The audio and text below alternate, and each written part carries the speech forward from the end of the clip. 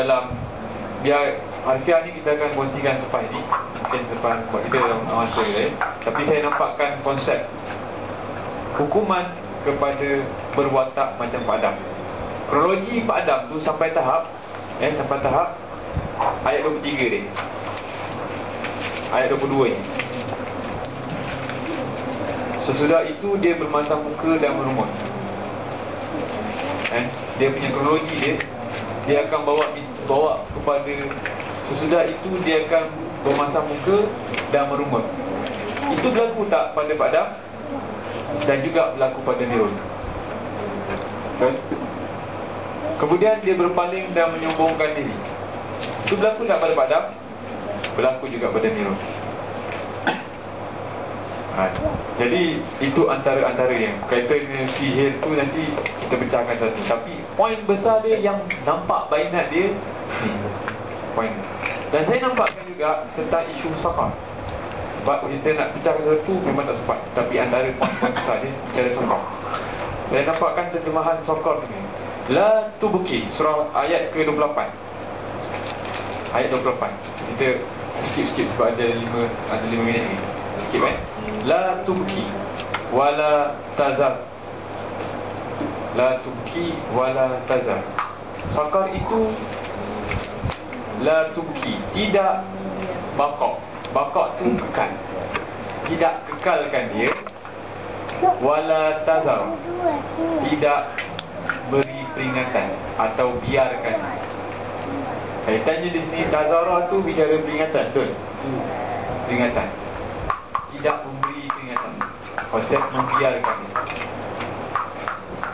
Jadi sakar dinampakkan gantung tak bertanya. Gantung tidak dikekalkan di dalam ni dan tidak kita biarkan lepaskan. Sakar adalah konsep gantung tak bertanya. Sakar juga berkaitan tentang bicara pisah tempat hidup. Dia diletakkan di buah daerah.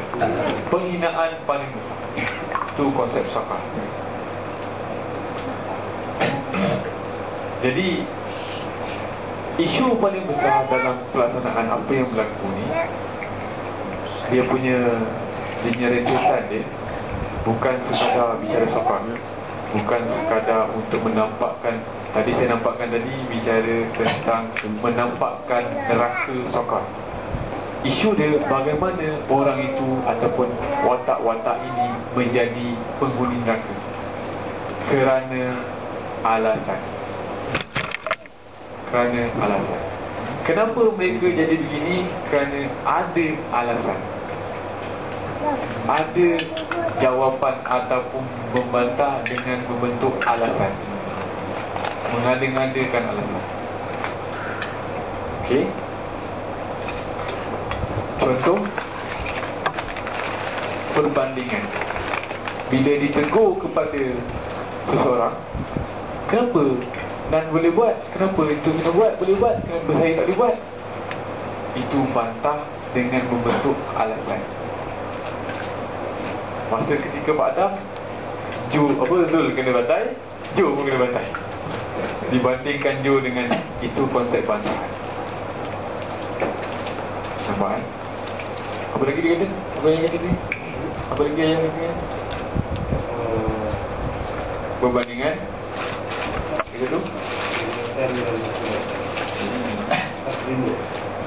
satu lagi nampak secara direct to the point, ada alasan lain. Saya buat ni tapi, saya buat ni betul dengan ku tapi, ada konsep tapi. Tapi itu membentuk satu alasan berbentuk pembantahan. Tapi, nampak?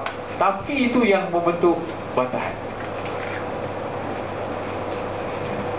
Jadi macam berbeza dengan kes Saifunan kena tegur, kena ditegur dalam program Hakim kan?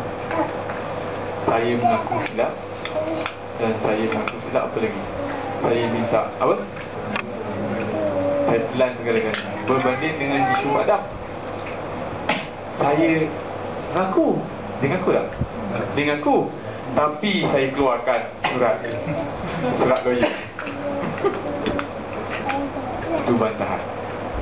Membantah menunjukkan muka tak puas. Jadi alasan macam apa yang berlaku pada Nan ditegur ataupun Nan menegur Kapah. Saya minta Nan ni cakap. Silakan. Satu lagi alasan kecelakaan lah bagi orang yang banyak bagi alasan. Alasan ni bila dibuat perbandingan. Contohnya bila kita ditegur, kita ubah pula situasi ditegur tu menjadikan salah orang lain, salah orang yang menegur. Itu adalah alasan. Kita yang ditegur, kita tembak pula orang yang tegur tu. Alah, kau pun sama. Contoh dia itu adalah contoh alasan. Dia tak reda apa yang ditegur, pusing balik. Akhirnya dah 3 hari tak bertegur. Ini masuk hari ketiga. Sebab kes menegur Alif tak pergi sekolah. Cerita dia, Alif tak pergi sekolah. Pagi tu saya kejut, saya balik daripada hantar budak. Saya tengok Alif tidur lagi kan, dah pukul 7.40 kan. Saya pun kejut lah dia. Sejuk lah, itulah. Bangun pergi ruang tamu. Lepas tu dia kata menangis, mengengek lah. Tak nak mandi lah tak. Ini alasan dia lah kan. Dia kata kau tak nak sekolah dah. Dia masuk dalam tidur, sambung tidur. Jadi pada pandangan saya itu tegas ni nak bagi hukuman kat dia. Kononnya lah pada pandangan saya. Jadi bila report ayah, kok dia bodoh betul lah. Kena balik dengan saya. Benda tu pisau dah dekat tangan budak tu. Dia nak potong tangan dia. Okey, biarkan dulu lah. Nanti lepas dia dah potong tangan, kau nak hukum dia. Bodoh lah kau, zalim. Biarkan dulu dia tak sekolah. Impact dia tu besar.